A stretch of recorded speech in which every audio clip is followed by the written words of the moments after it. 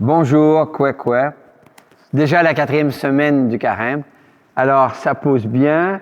Et de temps en temps, vous savez, il faut arroser. Il faut mettre de l'eau, nettoyer. Et c'est ça qu'on est invité aujourd'hui. Avez-vous déjà senti que l'un des parents avait un parti pris en faveur des plus jeunes de la famille? Cette expérience est fréquente. Les plus jeunes bénéficient souvent de l'expérience acquise par les parents qui apprennent la pédagogie et la psychologie avec les aînés, souvent sur le tas. Plus d'une fois, les jeunes que j'ai eus dans les camps, lors de mes commencements, trouvent que j'en passe pas mal plus aux nouveaux que dans leur temps. L'Évangile, que l'on appelle souvent celui du Fils prodigue, révèle en fait le cœur d'un Père miséricordieux. En effet, par quelques détours de la vie familiale, tous les enfants s'enchaînent de quelque façon. Les enfants ne font pas tous les mêmes bêtises, mais ils sont rares les enfants qui n'en font aucune. Pour découvrir le regard de Dieu, il importe d'observer le regard de Jésus, un regard de compassion qui cultive l'espérance et transforme la dette en espoir. Un regard quelque peu différent de celui des prédications des derniers siècles. Jésus nous communique une espérance à cultiver qui nous rend capables de marcher encore et toujours. Si l'espérance t'a fait marcher. Si l'espérance t'a fait marcher plus loin que ta peur, tu auras les yeux levés, alors tu pourras tenir jusqu'au soleil de Dieu. Si la souffrance t'a fait pleurer des larmes de sang, tu auras les yeux lavés, alors tu pourras prier avec ton frère en croix. L'eau désaltère, mais l'eau aussi lave. Et c'est le sens profond de l'un des aspects du baptême, nettoyer notre vie. Au nom du Père et du Fils et du Saint-Esprit. Le rôle des parents ou d'animateurs ou d'animatrices n'est guère facile. Comment être tout à fait juste et équitable? Il y a tellement de facteurs qui influencent la gestion d'une famille ou d'un groupe. L'âge, le rang dans la famille, l'exemple à donner, la discipline à maintenir, etc. Il est souvent difficile de ne pas se sentir lésé au sein de la famille ou d'un groupe. L'autre, le frère ou la sœur, semble terriblement avantagé. Seigneur, ouvre mes yeux pour que je mesure combien les attentes qui enchaînent mon regard m'empêchent souvent de goûter la bonté des autres. Donne-nous de ressentir ton regard qui nous dit que tout ce qui est à toi est aussi à nous, que l'amour qui jaillit de ton cœur nous est totalement acquis et qu'il nous habite pour toujours. Aujourd'hui, ce soir, demain et dans les siècles des siècles. Amen. Amen. Gloire au Christ, justice pour tous du Dieu vivant. Gloire à toi, Seigneur. Gloire au Christ, justice pour tous du Dieu vivant. Gloire à toi, Seigneur. Le Seigneur est avec toi. Et avec toi aussi. Annonce d'une bonne nouvelle pour notre libération en Jésus-Christ selon Saint Luc. Gloire à toi, Seigneur. Que cette parole soit dans ma mémoire pour que je m'en souvienne, sur mes lèvres pour que je la dise et dans mon cœur pour qu'elle me fasse vivre. Les publicains et les pécheurs venaient tous à Jésus pour l'écouter. Les pharisiens et les scribes récriminaient contre lui. Cet homme fait bon accueil aux pécheurs et mange avec lui. Alors Jésus leur dit cette parabole. Un homme avait 2 fils. Le plus jeune dit à son père, « Père, donne-moi la part d'héritage qui me revient. » Et le père fit le partage de ses biens. Peu de jours après, le plus jeune rassembla tout ce qu'il avait et partit pour un pays lointain, où il gaspilla sa fortune en menant une vie de désordre. Quand il eut tout dépensé, une grande famine survint dans cette région et il commença à se trouver dans la misère. Il alla s'embaucher chez un homme du pays qui l'envoya dans ses champs garder les porcs. Il aurait bien voulu se remplir le ventre avec les gousses que mangeaient les porcs, mais personne ne lui donnait rien. Alors il réfléchit. Tant d'ouvriers chez mon père ont du pain en abondance, et moi ici je meurs de faim. Je vais retourner chez mon père et je lui dirai, Père, j'ai péché contre le ciel et contre toi. Je ne mérite plus d'être appelé ton fils. Prends-moi comme l'un de tes ouvriers. Il partit donc pour aller chez son père. Comme il était encore loin, son père l'aperçut et fut saisi de pitié. Il courut se jeter à son cou et le couvrit de baisers. Le fils lui dit, Père, j'ai péché contre le ciel et contre toi. Je ne mérite plus d'être appelé ton fils. Mais le père dit à ses domestiques, vite, apportez le plus beau vêtement pour l'habiller, mettez-lui une bague au doigt et des sandales aux pieds. Allez chercher le veau gras, tuez-le, mangeons et festoyons, car mon fils que voilà était mort et il est revenu à la vie. Il était perdu et je l'ai retrouvé. Et ils commencèrent la fête. Le fils aîné était au champ. À son retour, quand il fut dans la maison, près de la maison, il entendit la musique et les danses. Appelant un des domestiques, il demanda ce qui se passait. Celui-ci répondit, « C'est ton frère qui est de retour. Et ton père a tué le veau gras, parce qu'il a vu revenir son fils en bonne santé. » Alors le fils aîné se mit en colère et il refusait d'entrer.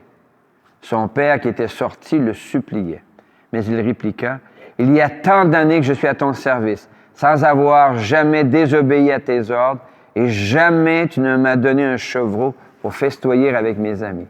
Mais quand ton fils que voilà est arrivé, après avoir dépensé ton bien avec des filles, tu as fait tuer pour lui le veau gras. » Le père lui répondit, « Toi, mon enfant, tu es toujours avec moi, et tout ce qui est à moi est à toi.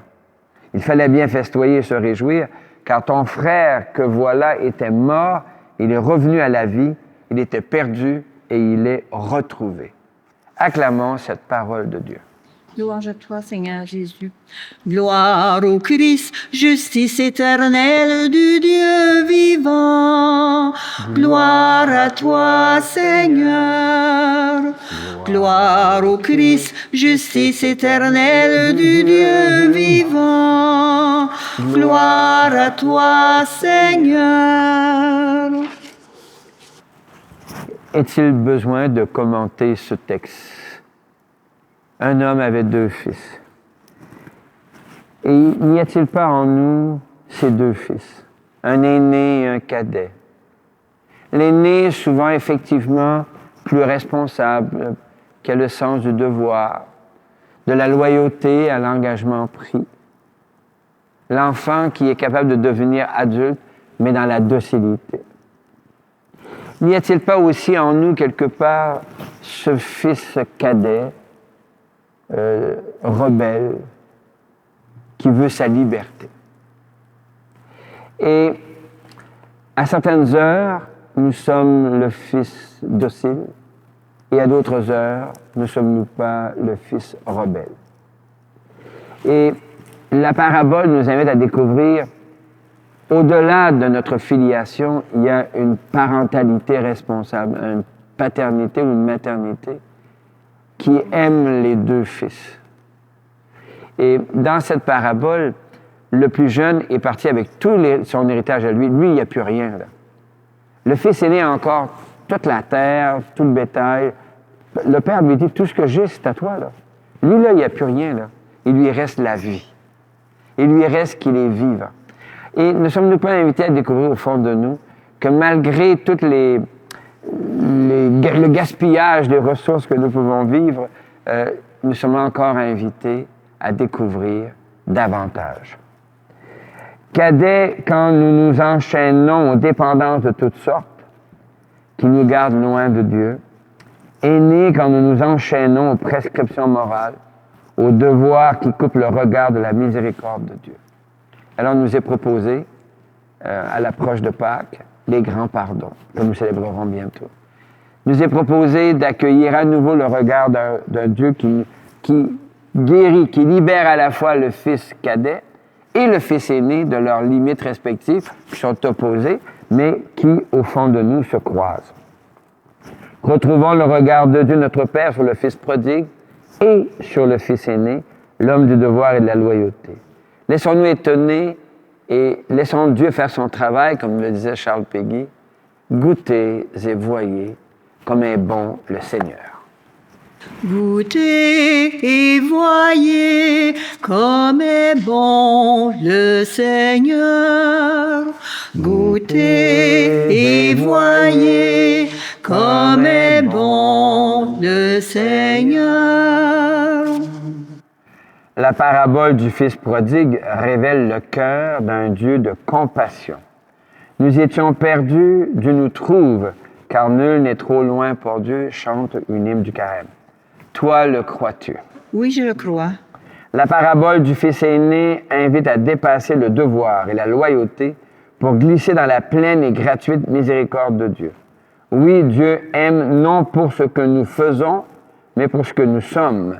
Ce que nous avons dit il y a 2 dimanches, nous sommes ses filles et ses fils. Toi le crois-tu? Oui, je le crois. La parabole du Père miséricordieux révèle que l'amour qui donne la vie atteint sa plénitude quand il libère des chaînes qui brisent la dignité du cadet, qui dilapide son héritage, et des chaînes qui emprisonnent l'aîné dans le devoir. Toi le crois-tu? Oui, je le crois. Je crois en Jésus, sauveur du monde. Je crois en Jésus, sauveur du monde. Vivons notre foi en Jésus le vivant. Seigneur, pour te rencontrer, il importe parfois de risquer le voyage intérieur. On y découvre différentes sortes de chaînes. D'abord, plus évident, les péchés liés au déséquilibre, abus, excès, démesure, dont on voit facilement qu'ils gaspillent les talents qui nous sont confiés.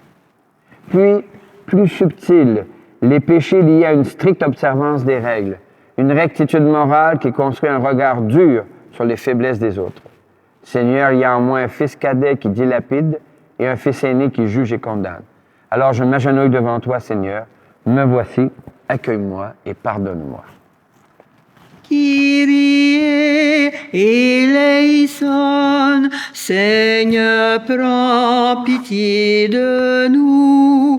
Kyrie eleison, Seigneur, prends pitié de nous.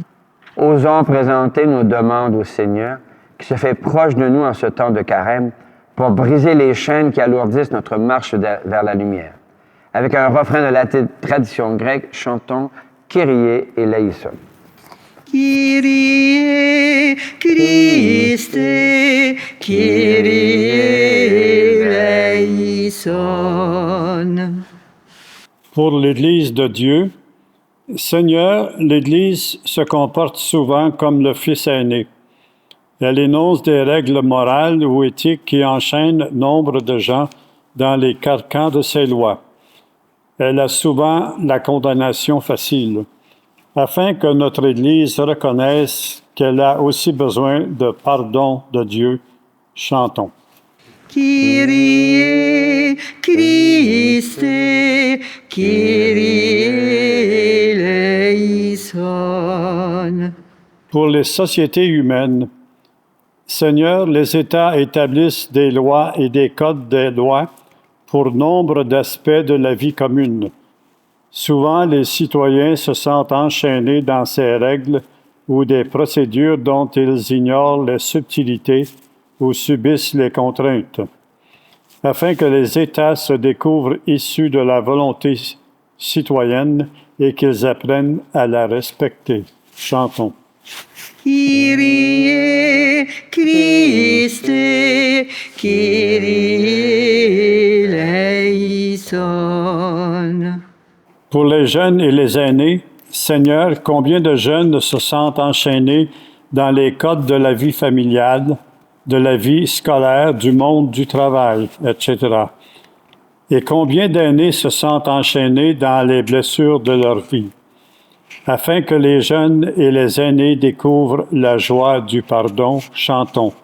Kyrie Christe, Kyrie eleison. Pour nos communautés, Seigneur, nos petits villages se sentent souvent enchaînés par les réglementations qui tombent du ciel de Québec ou d'Ottawa. Afin que les petites communautés développent une confiance solide dans leur capacité de gérer la vie collective, chantons. Kyrie Christe, Kyrie eleison. Seigneur, les chaînes qui entravent invitent à s'en libérer. Ce carême demeure une vive invitation à cultiver l'espérance et à transformer la dette en espoir. Ce soir, demain et dans les siècles des siècles. Amen. Pour cultiver l'espérance et transformer la dette en espoir, il importe de se nourrir au pain de la miséricorde d'un Dieu fidèle. Seigneur, tu nous partages ton corps et ton sang, et nous allons tout joyeux vers toi en chantant. Tu es le Dieu fidèle, éternellement. Tu es le Dieu fidèle, éternellement. L'amour que tu nous donnes nous a libérés et nous marchons vers la sainteté de ton nom. Tu es le Dieu fidèle, éternellement. Tu es le Dieu fidèle, éternellement. L'Eucharistie de ce jour est offerte pour toutes les personnes que tu portes dans le secret de ton cœur et d'une manière particulière pour Denise Lecomte, Shirley McBride et Raymond Côté. Prions ensemble au moment d'offrir le sacrifice de toute l'Église. Le Seigneur est avec toi. Élevons notre cœur. Nous nous tournons vers le Seigneur. Rendons grâce au Seigneur, notre Dieu. Cela est juste et bon. Dieu notre Père, nous te rendons grâce et nous te bénissons par Jésus, Christ et Seigneur, pour ton œuvre d'amour dans notre monde. Notre humanité est encore désunie et déchirée. Pourtant, nous savons et nous proclamons que tu ne cesses d'agir. Tu es à l'origine de tout effort vers la paix. Le souffle de ton pardon travaille nos cœurs. Des ennemis se parlent, des adversaires se tendent la main, des peuples qui s'opposent acceptent de faire ensemble une partie du chemin. Oui, Seigneur, c'est à toi que nous le devons.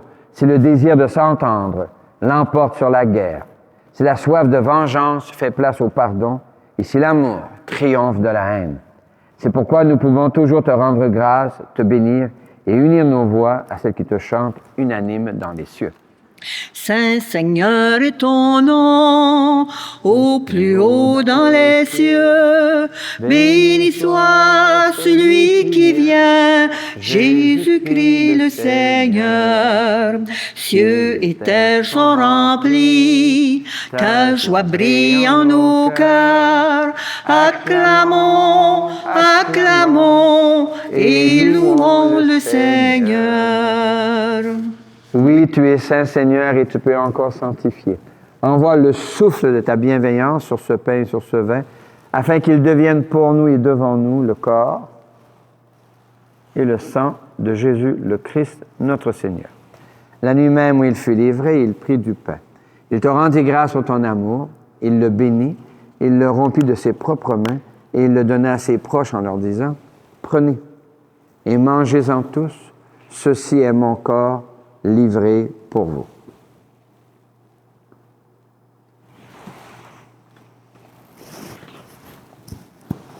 Mon Seigneur et mon Dieu. De la même façon, ce soir-là, il tenait entre ses mains la coupe de bénédiction. Il te rendit grâce pour ton amour, puis il la donna à ses proches en leur disant, « Prenez et buvez-en tous, car ceci est la coupe de mon sang, le sang d'une alliance nouvelle, éternelle, qui sera versé pour vous et pour la multitude en rémission des péchés. Il leur dit encore, quand vous ferez cela, vous le ferez en mémoire de moi.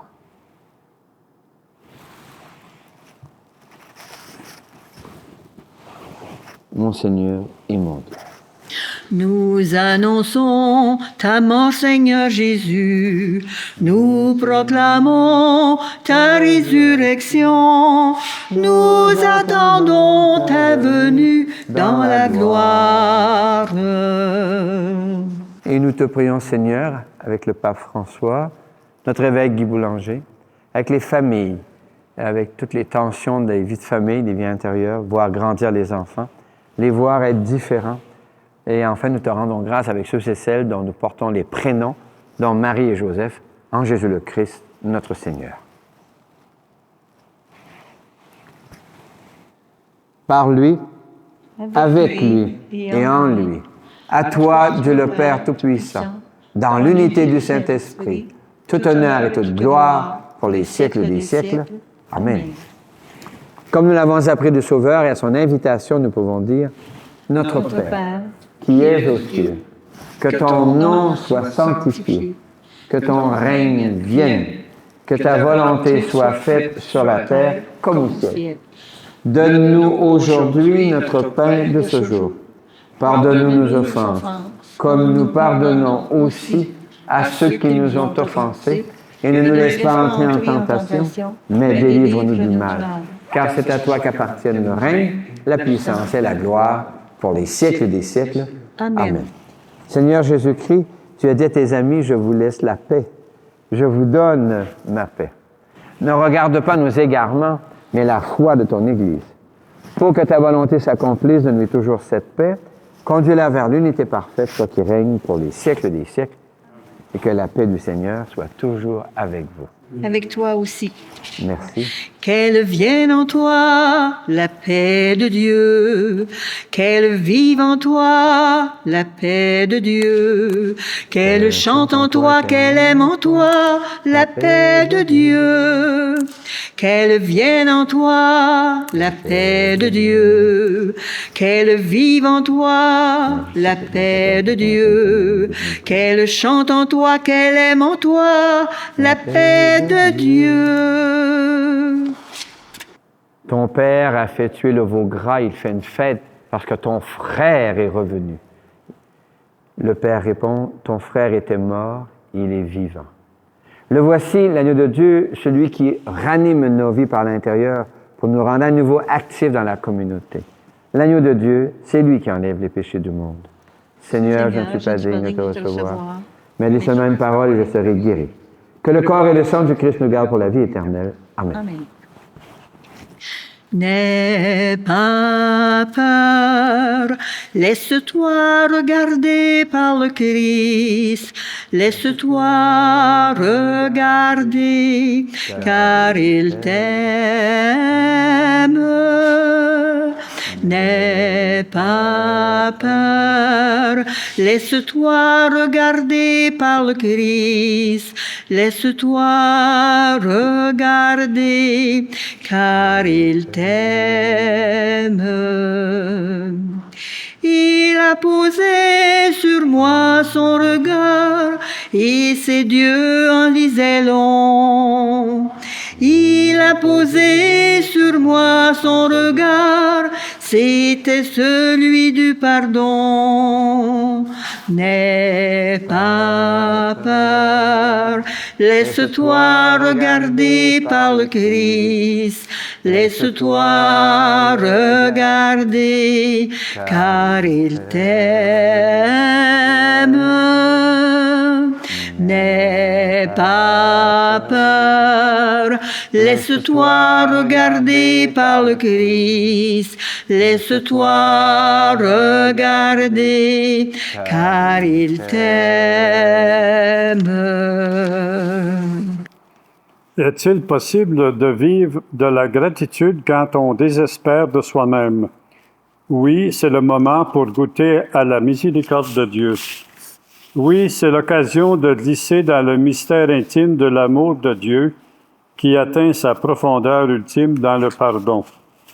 Oui, quand on se découvre fils aîné, libéré des chaînes du devoir et de la performance, ou du fils cadet libéré de ses trahisons et de ses bêtises, merci Seigneur, Maranatha.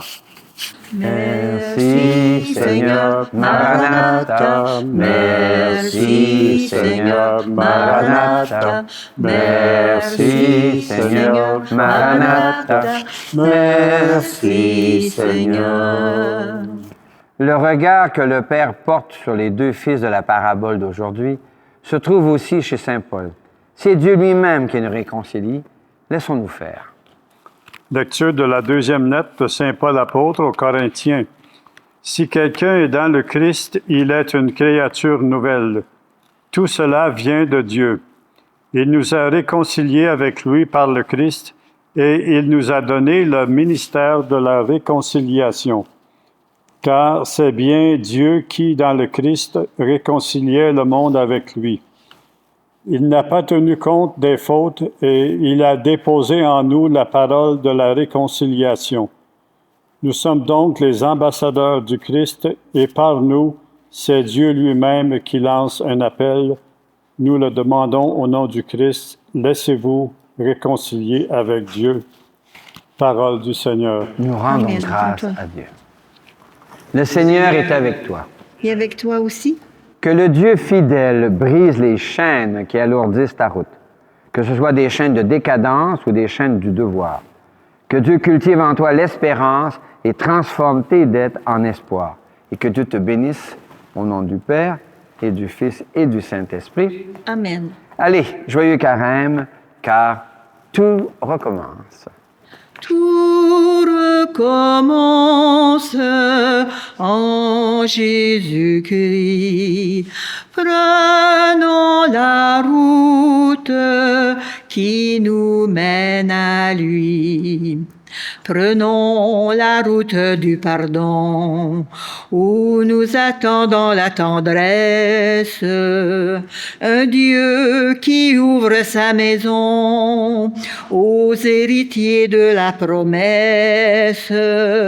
Dans le pardon, tout recommence, tout recommence